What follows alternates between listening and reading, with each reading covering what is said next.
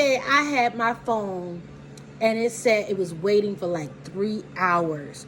One day it was waiting like for all night. It said waiting.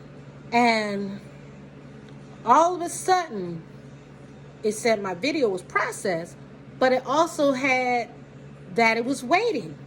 So I'm like, why is this thing still waiting if the video is processed? So I clicked the delete button on the waiting part of it, and guess what? It deleted my video. Thank you, YouTube. You're the best. Okay, so yeah, Wendy Williams, the movie. It started out with her,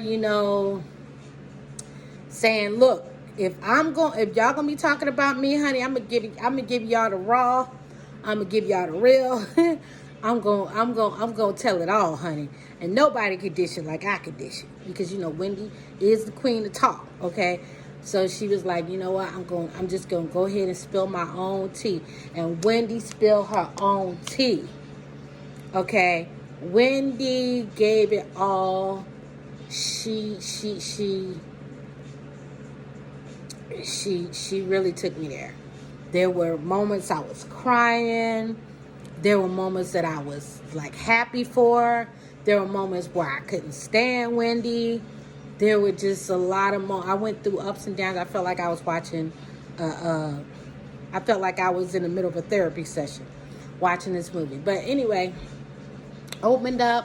She's talking about, I'm tired of everybody thinking they know more about me than myself, and I'm going to give y'all the real.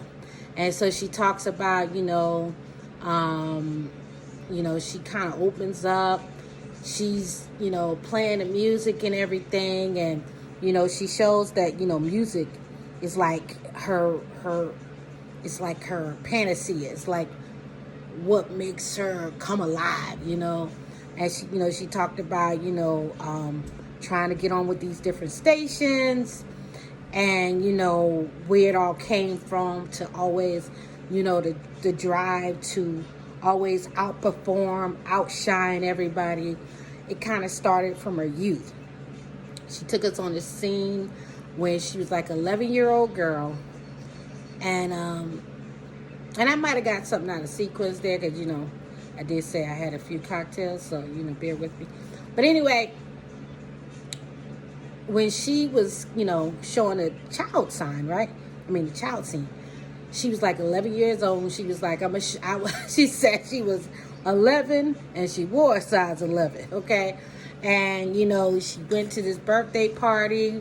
Her mom was very just like, oh my God, Wendy, what are you doing now? Oh my God, you're so annoying. You're so obtuse. You just don't fit this perfect package that we're trying to present here in the suburbs of New Jersey, Livingston, New Jersey. She just didn't fit in. She was like the oddball out. She was oversized. She was tall. She was overweight. And she just didn't fit in with the crowd, And her mom, I guess her mom kind of caught slack, because, she was trying to fit her in and make her fit in. But at the same time, she knew she didn't. And so she was trying to put on her diet so she could fit in. But it just kind of just created a wedge between her and her mom and her dad. Her dad was like, Wendy, you got a pretty face. If you would just lose weight, honey. And, I don't know about if people, people may know this. They should know this. But women get their self-esteem from their dad. Okay, I don't know if y'all know this or if y'all heard this before. But women get their self-esteem from their dad. So if the dad is not telling the child, especially a female child, how beautiful they are, how any man would be lucky to have them, or one day you're going to make a man proud, or, you're a beautiful young lady, you're very classy and elegant. If you don't hear that from your dad, that is going to really play out in negative ways, And obviously, it did affect her, and what her mom was saying, the mom and dad were saying, really kind of cut at her, and it gave her the motivation to just get the hell out of her mom's home and just go to college and just get as far away as possible. And she didn't want to come back, so she had this drive to succeed and climb the charts and climb the ladder of success by any means possible. And she got hooked up with the club drugs, and the cocaine and the weed and the crack. She got hooked up with this. And in that, she found Eric B. Okay? Eric B, honey. She found Eric B. Okay? And I'm like, hold up now. Hold up. You talk about Eric B for president. Like, talk about, like, one thing y'all need to understand. I know I'm definitely not on the level of Wendy Williams. Wendy Williams is a millionaire. Multi-millionaire, okay? She's worth like $60 million, okay? And it could be even more now, okay? So Wendy ain't no broke chick, okay? And I'm far from any status that she had. But we share a lot in common, the news bit, she was on the gossip side. I was on the actual and factual side of journalism. I was driven, she was driven. She got her start in radio. I got my start in radio. I had a radio show that was called at Fisk University, where I went to school, where I went to college in Asheville, Tennessee. That's where Matthew Knowles went, and that's where Senator John Lewis went as well. We have a lot of big names that came out of there. W.E.B. Du Bois, Nikki Giovanni, a lot of big names that came out of that school. So it was more of the black aristocrats, where they would send their kids. And no, I'm not a black aristocrat, but I guess I would say I'm middle class, right? So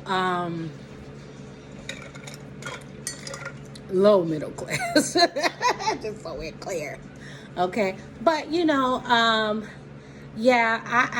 shared a lot when I saw her, and I never had like just dreams and dreams of working in radio. My dream was more like in TV and print, like a newspaper journalist or a TV journalist, right? So, I did the intern. So you start out in radio, then you go to TV station, and you do the newspaper. So that's what I did. I did the rounds, and just to see how, she was always getting her resume tapes together, and that's what I always had to do, get my resume, get my clips together, my newspaper clips together, and my resume, and send it out, to all these people, hoping to hear back. I'm still waiting for the Washington Post to call me. Like, I don't understand what's going on. I don't understand why the AG ain't called me either. I mean, well, they did call me, but, it didn't work out with that position. That was a long time ago. But anyway, Wendy, she showed Eric B. and how he, she thought they were in a relationship, and, she was there for the music. She loved to party and dance like me, honey. Me and Wendy, we could really hang out. Only thing I didn't get into was the club drugs. I never, like, I'm a party girl. Like, when I say I go to the club, there were so many nights, I live in Atlanta, by the way, where I would literally go to this place called Johnny's Hideaway. It's like this like hole in the wall place, but it's so much fun. I would get there, I would get off of work around 11 o'clock, go there, and be there till like 4 o'clock in the morning. And that would happen like a couple nights a week, okay? So we had a good time, honey. And so I'm addicted to the music. Like, that is my heart. My radio show I did R&B. It was called Slow Ride to Ecstasy. And, I had my little voice, this is Lee. How did I say? This is Lee, and we're going to take you on a little ride with the slow ride to ecstasy. And, we're going to play your top hits from all your favorite artists. So sit back and relax and unwind while I play these beautiful tunes for you. So, yeah, I'm kind of making a joke out of it, but, I really do know how to make my voice sound, seductive and everything, because I had to. It was part of the thing, okay? And, I did that for a while and I loved it, I learned early on that men were sleazy. And you would learn that you didn't want to be on the phone with any man, especially working at the radio station, for any length of time, because they were not always acting in the best way. Okay, I'm gonna just leave it at that. So you would think that they were on there to talk to you, but they were on there doing the wrong thing. Okay, so I would just be like, rush the car. Hello, bye, bye, because I wasn't there for all of that, But anyway, she showed how Eric B. Said, "Hey, baby, let me borrow your car." Took a car. Told her he was going to bring it back in time for her to go to work. Didn't come back. Then she rented him a car with her credit card. He kept the car over the time, and they were trying to issue a warrant for her arrest, honey. And that was like very jarring, messed up her credit and everything. So that was sad, and it was sad to see Eric be in that light. It was so sad. It was just so sad. How you gonna talk about Eric B? How you gonna talk about Eric B like that? How you gonna talk about Eric B like that, Wendy? But so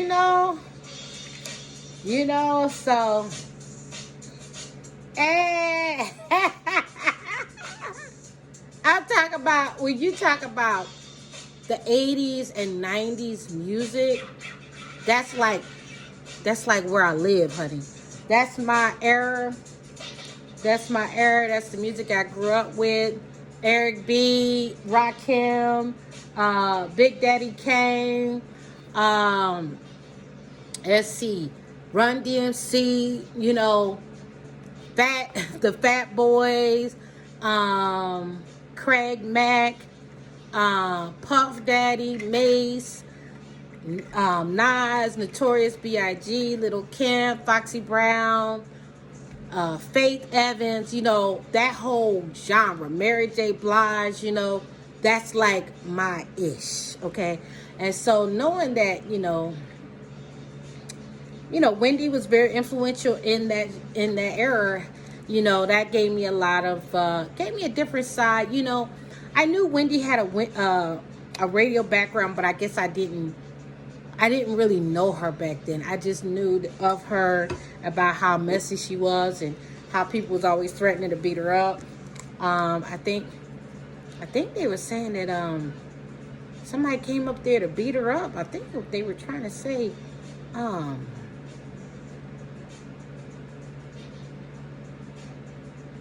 Dr. Dre tried to beat her up. Now I don't know.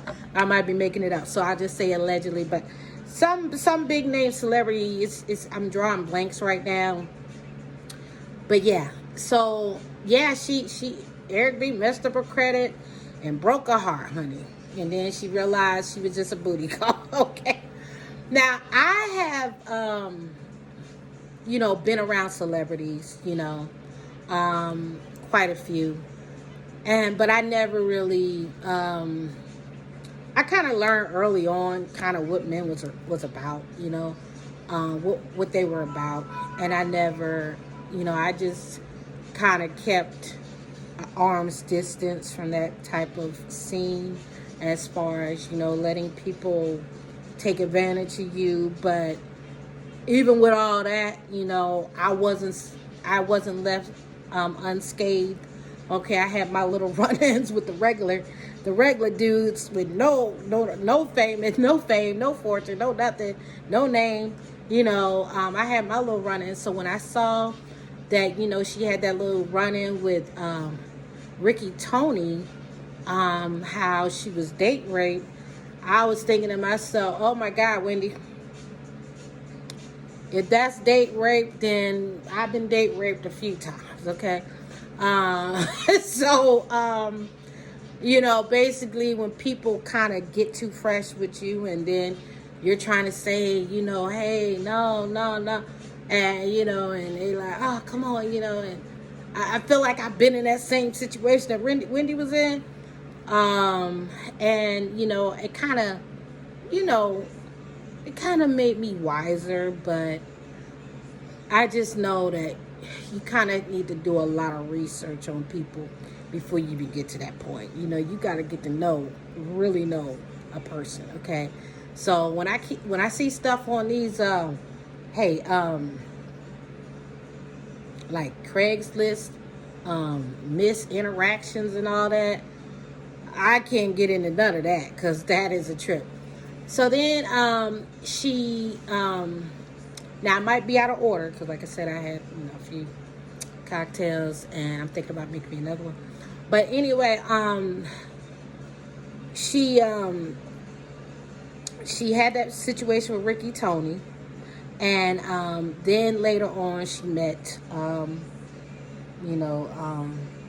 Kevin, and she met him one night. She wasn't really sure she wanted to call him back, but she did, and she told him, look, you either meet me at the work, honey, when I get off of work. If you're here, then we gonna hang out. If you're not here, then get lost, honey.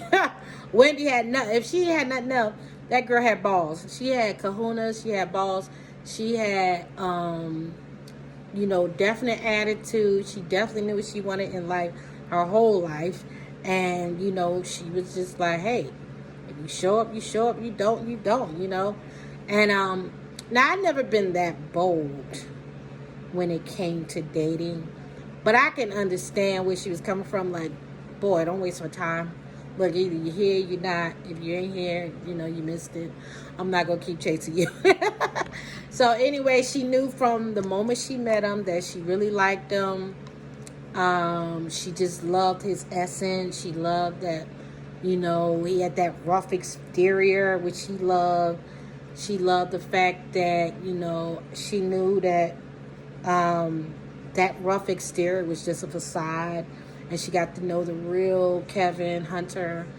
And, he got to know the real Wendy Williams, And they really meshed. They really clicked. They really saw each other, like really see each other. Like when you have a soulmate, when somebody really sees you. And they really saw each other, So, hell, I fell in love with Kevin while I'm watching the show, while watching the movie. I'm like, oh my God. But then it was so sad, they kept having these miscarriages. First, she lost her first baby when she was 7 weeks old. Then she lost one baby when he was 5 months old. Then she miscarried again. And they said, Kevin was not really big on marriage, but he was like, you know what? Maybe we get married. God will bless this relationship and our child's future and let our child be born. And so they got married, and then she went on, she got pregnant again. She went on bed rest, and she delivered a healthy baby boy, which was beautiful, by the way, that happened. But it was really sad. Like, I felt myself, like, when she would have those miscarriages, I felt myself just cringing, just cringing in agony because I actually had a miscarriage myself. And, I'm going to be sharing more information about myself. I'm not trying to just gloss over my situation or anything, but I'm just sharing, and which I will do because it is my channel. So, but I don't know. I just related a lot to Wendy, like on all sides. Like, I related to Wendy as a woman, just knowing one miscarriage, like the miscarriage I had was in 2014, and it still haunts me to this day in 2021. So you never get over it. You're always thinking like, oh my God, what did I do wrong? What could I have done different? I had the miscarriage in 8 weeks. So, and then what I loved about the show, she talked about how Kevin was her inspiration for even wanting to end her drug addiction. and she got off of drugs. She said she went cold turkey. It took her 4 days to quit her habit.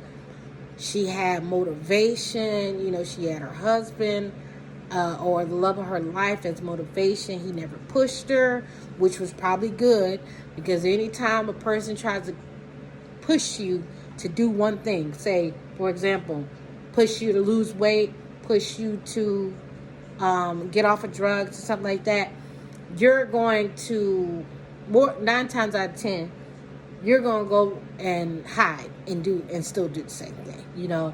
If somebody tells you, hey, stop overspending, stop doing this, you can be like, yeah, I'm going to stop, you know, stop. And then in the background, you're going to be hiding shit, okay? You're going to be hiding shit in people's closet. You're be like, oh, look at that nice dress. No, I've been had this, you know.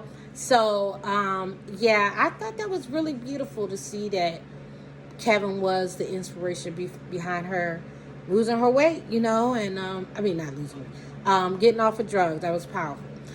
So, you know, as time progressed, you know, while she was just had the new baby, he was already, you know, moving into his cheating ways, and he had a girlfriend, and she overheard him talking to the girl, and she ran out the room and snatched the phone and threw it down the steps over the balcony, and she was like, you know, if you cheat on me again, you know, I'm gonna leave you.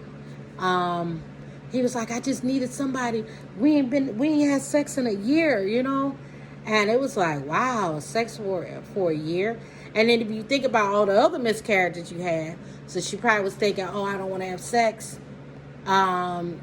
Because, you know, when women are pregnant, they don't want to have sex because they feel like they're going to hurt the baby. You know, they get scared, you know. And I guess that's how a lot of extramarital affairs end up happening, you know, when a woman is pregnant, you know, because women get scared, you know. But I don't know about them, but all I know is when I was pregnant, I was pregnant twice. The first child, I had an abortion because I'm one of those people, I believe in having, like, I like to do things in order. So I wanted to have, like I wanted to be married, right? So I wasn't married. So, and then the second baby, I was definitely not married. But that baby, you know, passed away, unfortunately. And that baby I was definitely keeping. And it was really sad. Like I said, it just changed me, you know, for the worse, okay? Not for the better. And, you know, there's a lot of conversations that play in your head, especially as a woman, when you lose a child, okay? You just think that God hates you, that you don't know are you being punished? Because, you know, Wendy was pregnant by Eric B, and she had an abortion. And so I was pregnant, and my first baby was an abortion. And so you always wonder, like, oh my God, like, is that why God is trying to punish me? I'm so sorry, God. Like, I really just wanted to bring a child in the world that would have 2 loving parents and a stable home and a stable environment. And that's really what you're looking at. You're not looking at, like, oh, this is a get out of jail free card. First of all, that's the worst thing in the world a woman can endure. I wouldn't recommend it, and I definitely wouldn't do it again. Well, I'm too old now. I probably won't be having any children. But I just really empathize with Wendy. And when she lost that last baby at 5 months, and she would always tell him, don't tell me what the sex was, you know, because your head would just... But, like, when she got that, when she still had to birth those babies, because you really have to birth that baby. Like based on the age of the baby, sometimes you still have to birth the baby. And even at a miscarriage, where I was at 8 weeks, your cervix still starts to open up, and you have those late, what do you call those, contractions. Yeah, when you're having a miscarriage, you just start having those contractions, like you don't, well, I didn't know what was going on, okay. I didn't know what to expect, and it took me by surprise. It was a whole mess, whole shit show. But I just know that part right there, you'll never get over. And for her to have 3 back-to-back miscarriages, she's, and then you're trying to push yourself at work, and and then the industry that she's in. I was a news journalist for 10 years. When you're a journalist, the people that I knew that were journalists, I didn't see them with a whole lot of babies, okay? All the women that I knew in journalism, worked at newspapers and stuff, I didn't see them with kids. There's not a lot of women having kids in the journalism business. Now, obviously, they go on to have kids, but like, look at Oprah. Oprah doesn't have any children. So that field is so demanding. You're always afraid of missing a story, missing a scoop, missing out on a, and so you don't, you tend to put a lot of things on the back burner. And it looked like that's kind of what was happening, kind of in the background. But then she was dealing with her own stuff, and she probably wasn't processing it well, especially the loss of the baby. And, it probably took a toll on the relationship. Kevin probably didn't know how to save her. Kevin was her protector, okay? Kevin really loved Wendy Williams, okay? He was her protector. But when you have something like a miscarriage, both parties feel helpless. Like that's something that you, like the husband or the guy might be comforting the girl, but then he needs comfort too, okay? Because they feel that even harder, sometimes. So especially if they wanted the child, right? And yeah. So then, issues with Kevin, she found out he had a condo. She knew he had a condo, but she found out, hey, he was getting sloppy. He brought the girl to a club that she was promoting one night to take tickets. He was getting real sloppy. He had his hoe taking tickets. My God. I ain't never. So then she found out that he didn't just have a condo with her. He bought a house 9 miles away, honey. And I'm talking about, now that's balls. That's balls for sure. Kevin, you got real sloppy.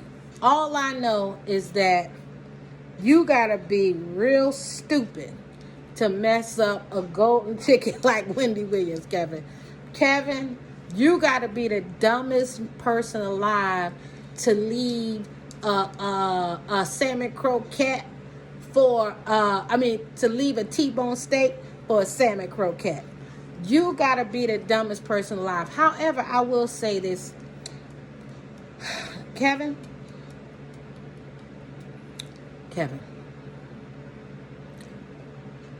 I actually, watching the movie, I actually felt your pain as well. I actually cried for you in certain scenes because I know what it feels like to be helpless. And that has nothing to do with the mother or father. When there's a baby loss, both people take it so hard, especially if they wanted the child, that there's no, you find yourself losing faith in God, and I can see how you can find the comfort of another woman, because you're like, you know what, this person, I could boss her around, poor Sharina Hudson. She is just getting dragged, honey. She got dragged in this movie, honey. Got the girl pregnant. I guess she had a couple pregnancies, but they didn't go to term. But this one, she was like, I'm getting older now. I'm keeping this one. She got defiant. So, I don't know. But it kind of was the beginning to the end, because you ruined your meal ticket, Kevin. All you had to do was just play the role, man. Or come on, man. Like, I don't even think Wendy was really, she didn't seem to be, she was upset about the women, but she just, I'm sure she probably told you, hey, what the boundaries were, and you just crossed those boundaries. So I hate it. I will say that Sierra Payton, she did an excellent job. Morocco Omari, he did an excellent job. He actually made me care about Kevin. And going into it, I ain't give up about Kevin, okay? I wanted to see that motherfucker burn, okay? Straight up. I wanted to see him burn. I wanted to see him singe. I can't imagine somebody doing that to somebody they love, But I did hear his side. Hey, this is YouTube, right? So he was saying that, Wendy worked too much. She barely wanted to take a day off. She basically abandoned the relationship. But I'm going to just tell y'all like this. And it's just going to be just real life. When you have a man that cheats on you, I know sometimes you say, oh, I'm going to forgive and forget. But when you start thinking about what could happen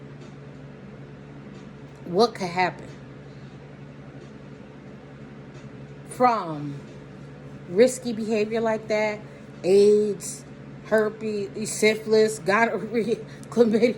When you think about all of these things that could be introduced into the relationship, and you're basically introducing your wife to you're opening her up to disease and infection, anybody is going to pull back.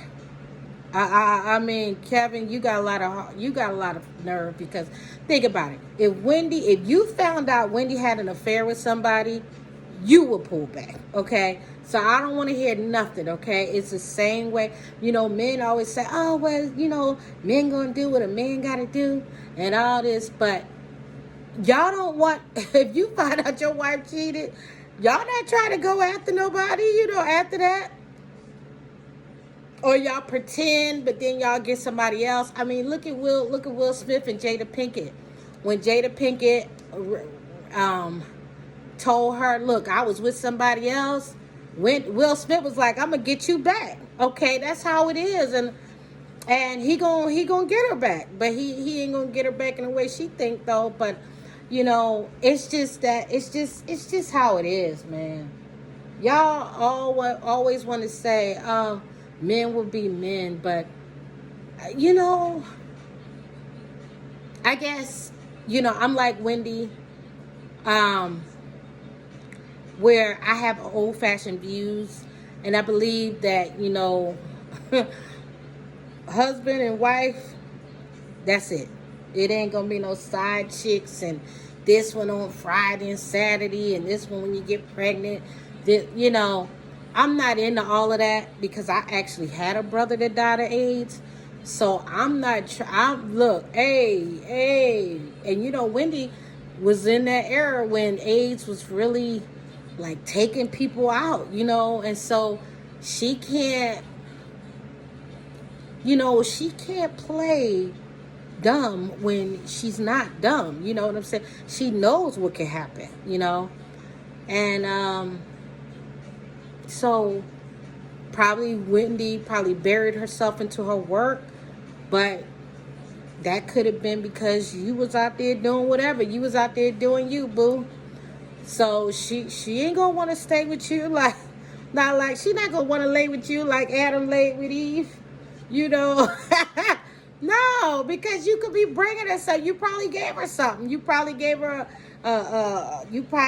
infection or something.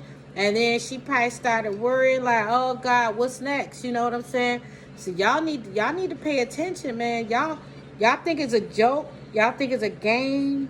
And y'all out there willing to risk y'all happy homes, everything y'all got for a piece of tail. Y'all are slow.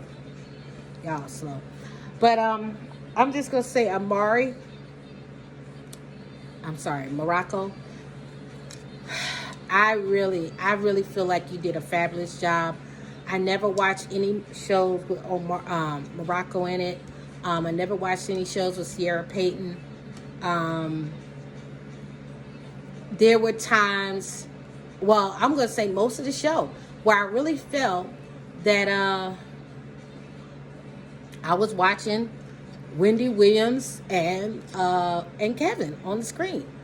And then after she, I guess she started to have some kinks in her armor, but she had already kind of laid out a plan that she was going to leave Kevin, but she had to do it in a methodical way because he was a producer on the show. He was intricate to the show, and so she had to do it in a methodical way.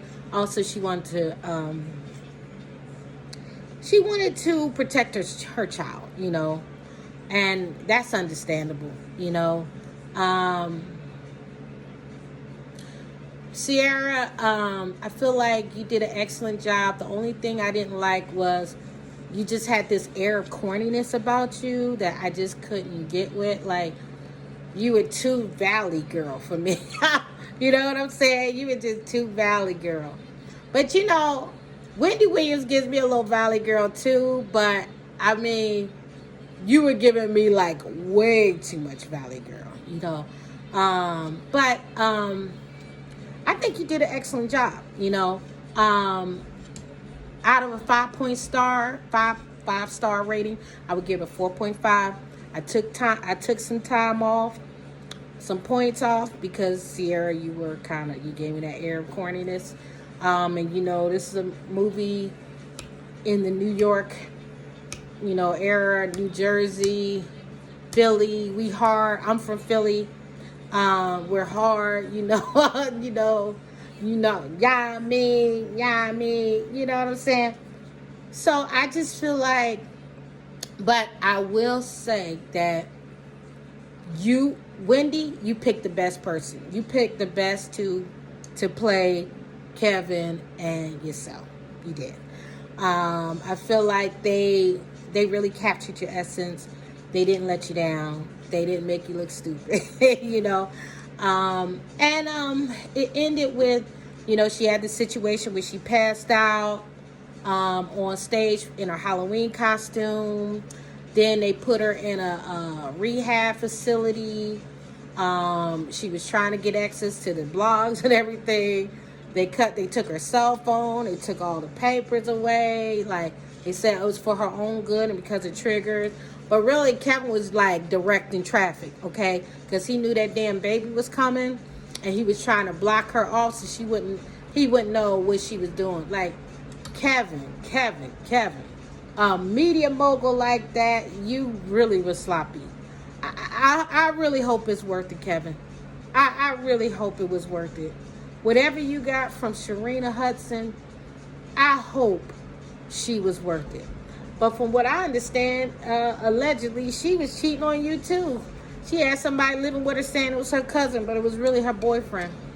Look, Sharina Hudson gonna play you for a fool because she gonna see that you had the most a mogul, and she sees what you did to her, who all they did was put you on like that. So she's gonna try to get you before you get hurt.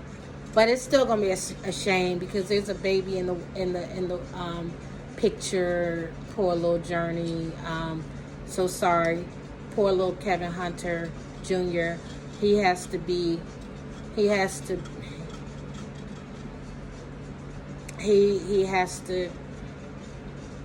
gonna be scarred for life. I hope y'all getting him therapy, okay? Because he's gonna react to this, okay?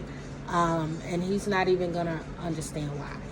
He may not even be able to fully comprehend, but please get him some therapy, and don't get Wendy, don't get him the same therapist you're going to, because that one you need to go get a new one, okay? So she gets her company back. She fires Kevin, and then they like, yeah, because I'm gonna be a single lady, honey. I'm a single lady. I'm a single lady. I'm a single lady. I'm a single lady. Put your hands up. Up in the club. Just woke up. Doing my own little dance. Wait, did I say that wrong? But Wendy. You know, people were making fun of you. They were saying that you ruined the Aaliyah movie and you ruined the Whitney Houston movie, which I feel like you should had no business doing the Whitney Houston movie because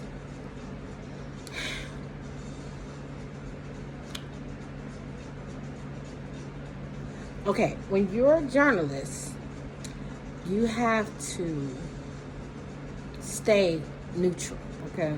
You can't seem biased. And the way Whitney Houston dragged you on that tape all those years ago, you would never forget that, okay? She dragged the shit out of you. And so you would have bias towards the Whitney Houston story. So that's why I feel like you shouldn't have did it, okay? You were out of order. And maybe you could have at least invested in the movie, but have someone else kind of like have like a hands-off approach, but don't be an active participant in that. So she got her company back. You know, I was waiting for when she said it to her board or the bureau. In the movie, I was waiting for the bureau to stand up and start clapping, honey. I was waiting. I was like, now this right here, this ain't real. This scene ain't real. Because I know they was doing dances. They was like, dance to the music. Hey, dance to the music. Everybody, come on. Dance to the music. Hey, you know, I know they was like, hell yeah. That monster's gone. That monster's gone. And you know what, Kevin? You're going to get everything bad is coming your way. Because you did Wendy wrong. You did her wrong. That was emotional cruelty, what you did. Now, Wendy is swearing to the cows come home. Well, I might as well touch a little bit on the documentary because it's only a few things I need to say about that. The documentary was excellent. The documentary was everything. The documentary was raw. It was real. It was edgy. Like, I love that Wendy went there in this documentary. You know, I feel like there was a little posturing going on.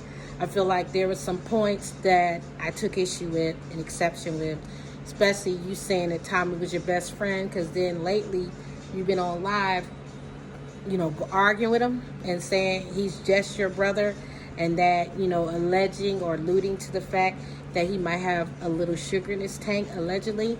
So where's that energy? Where'd that energy from when you say he was your best friend? How did you jump from he's your best friend a couple months ago to, oh, he's just your brother and he need to stop talking trash? The documentary, my heart broke for Wendy. Because I'm going to be honest with y'all. I've been on this platform since 2008. When I first came on YouTube, it was really just to watch. And then I became to do my own videos. And, you know, I never really had a large following. You know, only got 5,000 subscribers. Matter of fact, if you're watching now, if you like this video, please like, rate, and subscribe. Which I always forget to say that, by the way. And I, you know, I encourage you to share this video. But I was on this platform for a long time, and it became my saving grace, because a lot of the times that I was doing these videos, like the earlier videos that I had would be like fixing my cars and stuff, I was going through hell. And, you know, in many regards, I'm still going through hell.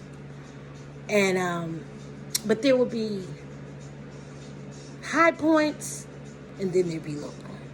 High point, low point.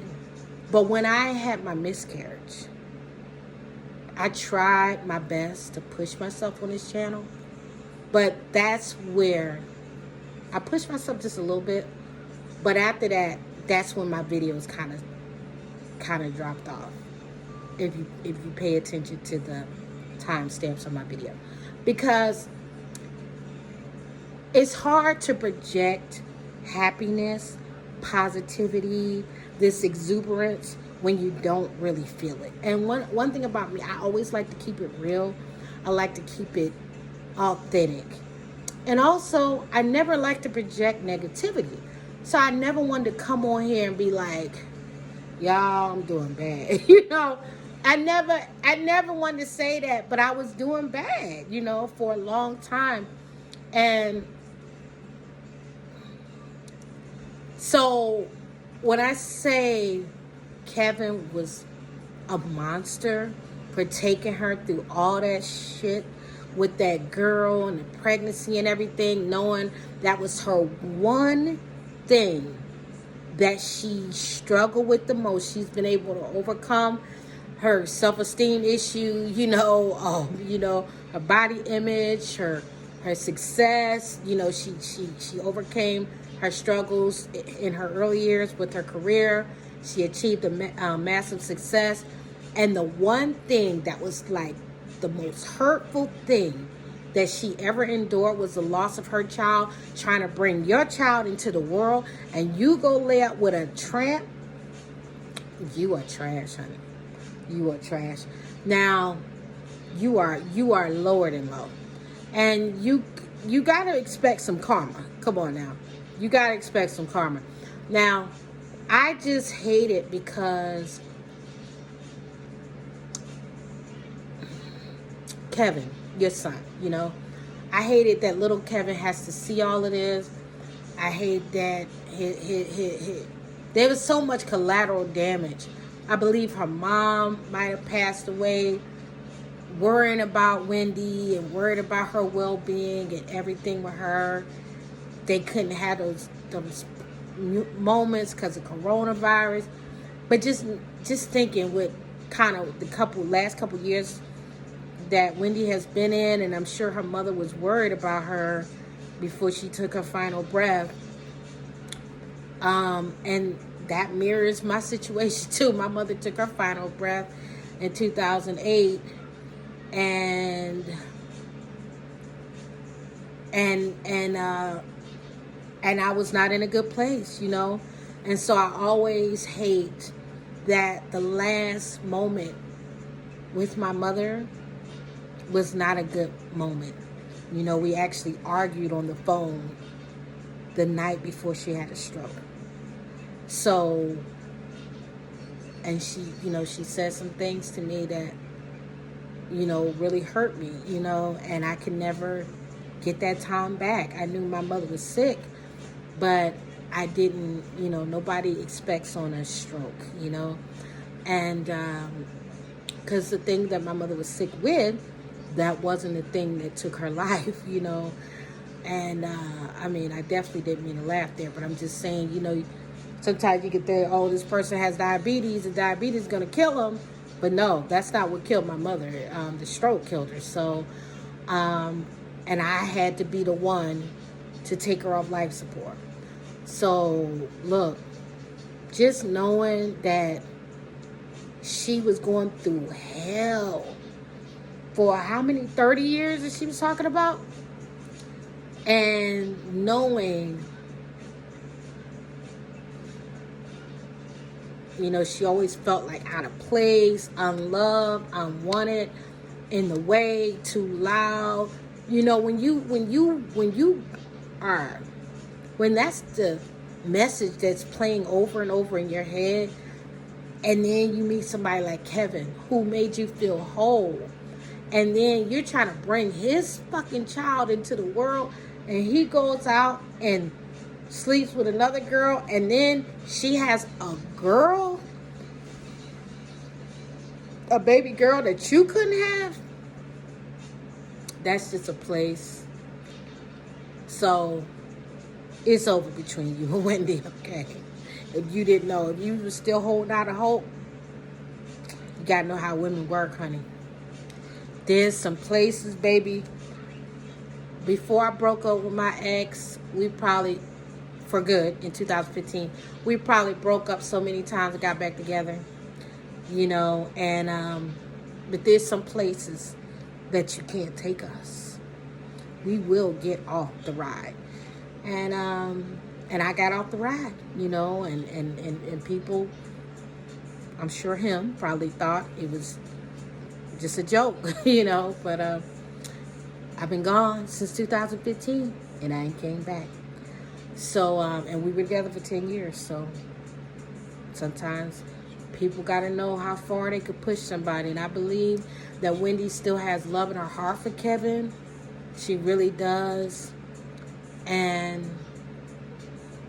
But just knowing she was carrying all these heavy burdens, and she's still carrying them, and her mom just died, and her father is sick, and when she was in the rehab, they had a stroke back to back, probably worried about her, you know, and it's just, I can't imagine what it was like to be in her shoes.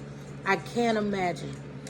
So I have to say that, Wendy, I'm going to continue to hold you accountable. Okay, I'd be lying if I told you I wasn't. But Wendy, at this point, I got to say that if I said anything about you out of malice, I'm going to have to take it back, because it's just, it's not right. You were going through hell from childhood to adulthood. You know, carrying these heavy burdens, but then you got to keep this smile. And that's what I was trying to say before I got off track. But what I was trying to say is, I was doing my videos, and then when I had my miscarriage, I tried to push through. I tried my best to push through. But then it just became a point where I was like, you know what? I cannot pretend and come on camera and act like life is fucking sweet when it's not. And that's why lately but now I'm to the point now that I'm done with the fakeness. I only want people in my life that's real, okay? Authentic, real relationships, you know?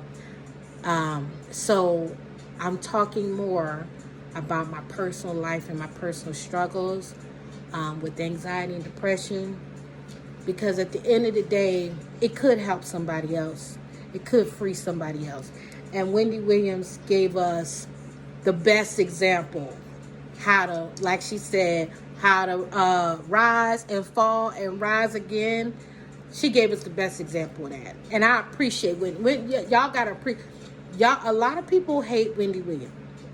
Even myself, I was very hot and cold to Wendy. Me and Wendy, I got a video that's like a couple years, probably like 10 years old, talking about how I didn't like Wendy because I thought she was mean-spirited.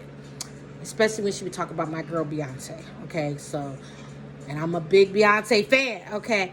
And I'm sure that watching her go through hell and watching her cry and go through mental breakdowns and stuff, emotional breakdown, I know all her naysayers and haters are just applauding, honey. They feel so vindicated. And that's the sickest part about it, that I bet you a lot of people are laughing about these things that she was going through. But me personally, coming from a news background, and I know what it's like to have to write stories about someone or something that's going to cause a problem. Baby, if I put something on you, honey, people lost their jobs, people lost their careers, people were incarcerated. I actually went I ain't had nothing to do with this, but I went to what do you call it? State execution, where I was official witness.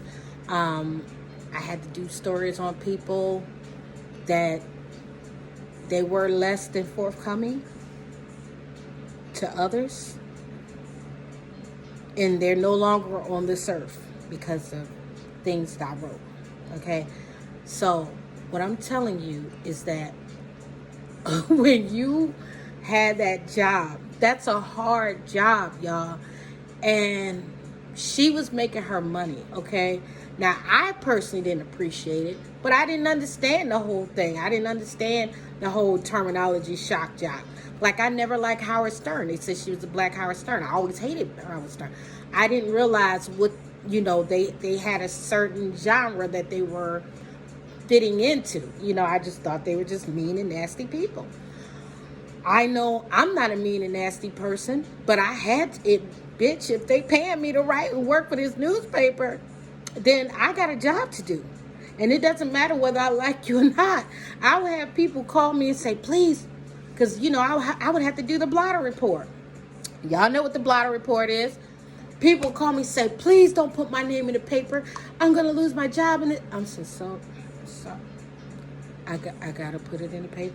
Like, why shouldn't I put your name in the paper when I put all these people's name in the paper? Like, it's not fair, right? But yeah, my actions had dire consequences for people. And I love people. That was like actually the hardest thing about my job, that I had to do things with people and write about people I actually liked. Some of these people I actually liked. Okay, but I had a job, So I just want to, to carry that burden and come out on stage every day with that big smile. So then when she would go home, she would probably go deeper. She would probably sink into depression because she just felt so fake, You feel so fake and phony. And there's times now that I have things that I talk about, but I can't really talk about everything because of the sensitive nature and the other parties involved. So, and I don't want to, because I have something going on in my family's life that I would like to really bring some weight to. And thank goodness I brought a little weight to, because some things changed, okay?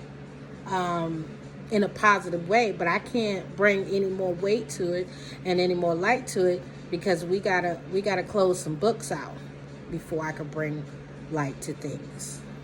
Because and I have to speak in riddles because it's too important, So Wendy knew what she was doing. She knew people was making fun of her, but she had a plan, honey. She was like, you know what, I gotta execute on this plan. Actually, one of my best friends that I love to death, her name is Miss Eula Redding. She was a victim of a murder-suicide, She was a victim, and but she lived, she was planning on leaving her husband of so many years, and the children were old enough that she could make it, and the husband knew she was gonna leave him. She was gonna leave him, so he had a shotgun. He shot her with the shotgun and then shot himself. Okay, and this was in front of their kids, and thank God she did live, but she lost her whole arm, and she has to use a prosthetic arm. So that's why you have to plan these events when you're leaving a spouse. You can't just, people might talk about you, but you can't always show your hand. You gotta have a poker face, So I feel like, Wendy gave us some good lessons. She also gave us some bad lessons, because you can't say, oh, weight loss, Coke helped me stay up so I could keep working. and you can't say it's for weight loss. Also, I'm gonna leave on this note, and I hate to leave on this note, but Wendy, I don't believe that you have kicked your drug habit. Okay? I don't believe. There's pills, There's gummies, there's alcohol, there's synthetic drugs, there's crack, cocaine, all this. You may not be doing the hard drugs, but I believe you're doing something. Okay?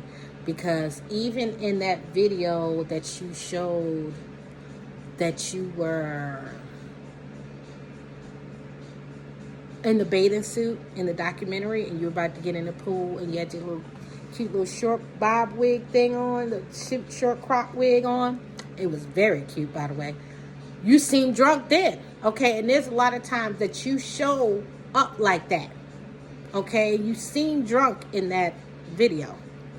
Now, knowing what we all know now, it makes sense. Like you said, show me somebody who could go through all of that you went through and have your mistress, your husband's mistress living 9 miles away from you in a beautiful home, and they don't start drinking or they don't start doing something. I'll show you a liar. Touche, Wendy. That is true. We people will self-medicate and they will self-indulge, especially to kind of numb the pain that they're going through. But Wendy, I need you, if you're gonna be honest and transparent, I just need you to come all the way out. You know what I mean? I know you're probably saying certain things for your son's benefit, but why tell half the story? Tell the whole story. Yeah, sometimes, man, I relapse. Sometimes I relapse. Look, my mother was a drug addict. She was a drug addict for 14 years. And when she passed away, well, let me just say, she tried to clean her life up many times. She was not successful. I was the reason that she got clean and sober. I was the reason. She cleaned her life up. Like, she tried so many times and she wasn't successful. But I was the reason that she was able to get her life sober. And just knowing that I was the reason that helped my mom get off of drugs, but what I'm trying to say is, when she was trying to get off a drug, like she went to the rehab, the court order rehab, or the one she picked herself, I don't know. But then she would have setbacks, okay? So it was up and down, up and down. It wasn't just cold turkey, like you say, 4 days, okay? So, and then my mother had to learn that other things were her triggers. It was her husband. Okay, he was a big trigger because she was clean, but he was still using. Okay, so you got to stay away from other people that are using. And alcohol is a big trigger for relapses. So a lot of people say, oh, I don't have a problem with alcohol. But unfortunately, if you know anything about AA, Alcohol's Anonymous or whatever, NA Anonymous, they say you can't have none of this stuff. Sometimes you even got to get real aggressive and go through your medicine cabinet, look through your stuff and see what got alcohol in it, like the cough medicine stuff. You got to take all that out of there. But just knowing that my mother tried, she struggled. She had a hard time, but one day she decided to get clean. And she was clean for 7 whole years, up until the time of her death. And I was so proud of my mother.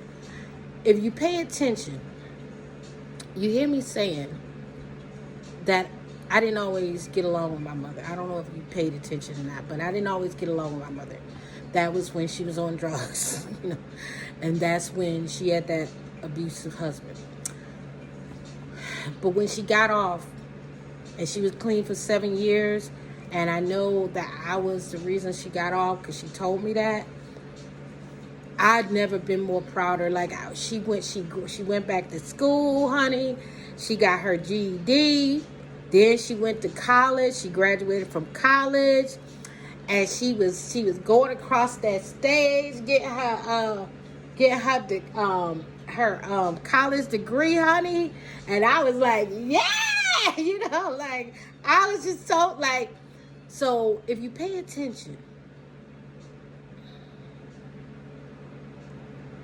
I don't think of my mother as an addict because I got to see my mother the last 7 years clean and sober. But I also know what it was like when she was trying. Okay. So Wendy, if you're gonna go and spill your whole tea, just go ahead and say, look, I struggle. I'm not perfect, okay? Because everybody's looking at you real crazy because of the loopy behavior and the slurred speeches and this and that. And you cannot blame all of this on Kevin, okay? You have to take accountability as well, okay? I know he pushed you over the edge, and he gonna get his just due. I can see that. That's definitely in his cards. But now it's all about you, Wendy, and I want you to be good, Wendy. I want you to be good. Because like they say, once you get like if you haven't hit your bottom, then you might use again, right? So, but also if you're not honest, they say you're protecting somebody because you're going to use again. You have to tell the whole story, that you might have had a few relapses. You can't just try to act like it's just alcohol, because this ain't the behavior you're displaying is not just alcohol, honey. And I don't blame you. I don't blame you. I mean, honestly, I don't sit up here and I'm one of those people. I'm real hard nosed when it comes to drug abuse because of my mom. So I don't tolerate it one bit. But as far as the crack and the weed and the this and the that, because I don't even like to take prescription drugs. None. Okay? People know me, know, hey, don't be trying to offer me no prescription drugs, especially if you say it got if it's like narcotics, because I've been suffering with my depression and stuff and anxiety. First thing they want to do is try to give you some Zoloft or some or what do you call it, Wellbutrin, what's that other one, Xanax or whatever the hell, I don't know. But baby, I'm so sorry, I can't take none of that. Now I could go make me a little drink, to kind of take the edge off and everything, but even that, I don't be getting down with that. Like, I get down with it, here and there, but I literally had a whole bottle of any drink for years, okay, before it's all gone, right? And I'm not going to say that I'm perfect, because I'm not, okay? I'm not perfect. But what I'm saying is I try to watch myself, because I know, because I'm codependent, and, I have both sides of the family, mother and father, and stepfather. They all abuse drugs. So I have a high likelihood that I could be in the same position, right? And I try to watch things, because towards the end, my mother didn't need to go get crack cocaine no more, because the doctors were giving things just as strong, if you know what I mean. Okay, so I'm going to say that's why I have a problem with doctors. Okay, anybody knows me knows I have problems with doctors. I respect doctors, but that right there, prescribing those narcotic drugs, just willy-nilly, knowing all those side effects, I always took issue with. Okay, and anybody knows me very closely knows how I feel about that. And I don't think I'm better than nobody. I just know I have too many people in my family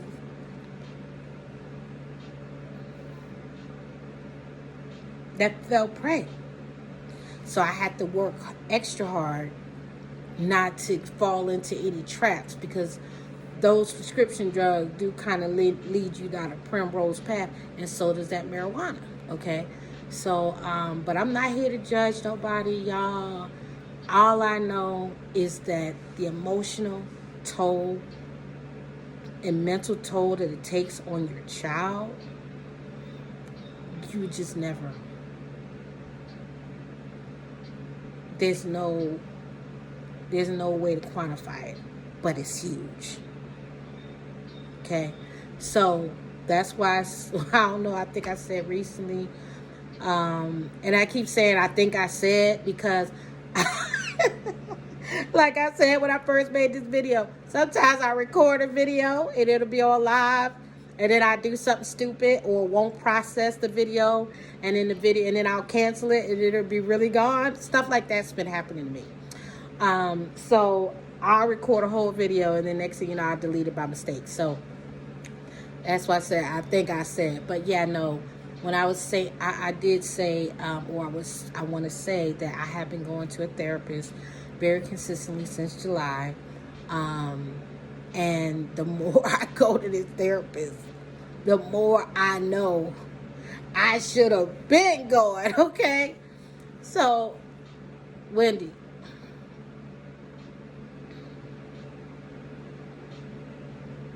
we all need something to get through something.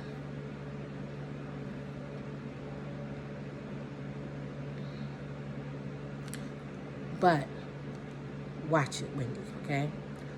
And I want to thank everybody for watching my latest video. Thank you. Hopefully you have subscribed to the Lee Williams Show. I will be coming to you with more content. I thank you so much for coming along on these wild rides. I told y'all I'm coming back. I'm always going to come back. Yes, I've been sporadic, but now you know why. Since my miscarriage, it did push me over the edge, and I was in denial for many years about things I needed to address. And lately I've been addressing them, and it's been kind of throwing things up for me, because in order to address a problem, you have to go to the root of the problem. And you know how that is. So, prayers for everyone. Prayers for you and your family. No, my eyes aren't closed. They just always look closed. And I hope everybody is doing well. I hope, Wendy, you're doing well. I heard that y'all had a snowstorm and tomorrow's show is going to be canceled, and I'm just traumatized because I was waiting to kind of talk about the show with you and everything. But Mama, you did good, okay? Mama, you did good. I'm just going to say, please get a better therapist. Get Kevin a therapist. And listen to your staff, especially the ones you trust, like Suzanne. Suzanne loves you. She loves you more than anything. That woman is a ride or die for you. That woman has cried many nights worried about you, Wendy. And you need to always show respect to Suzanne. I'm a big Wendy Williams fan now. True and true. Although, like I said, I will call you out if I need to. But I'm a big Suzanne fan. Like, I ride hard for Suzanne. Like, I'm the one always in the comments talking about, how come I ain't heard nothing from you, Suzanne? How come I don't hear no, yeah! You know, we're the life of the party, honey, just like you are, Wendy. You know, we like to get things popping. Honey, if you want to call me, Wendy, feel free, okay? I'm available, honey. I'm not going to spill your business. Look, I was good friends with some top,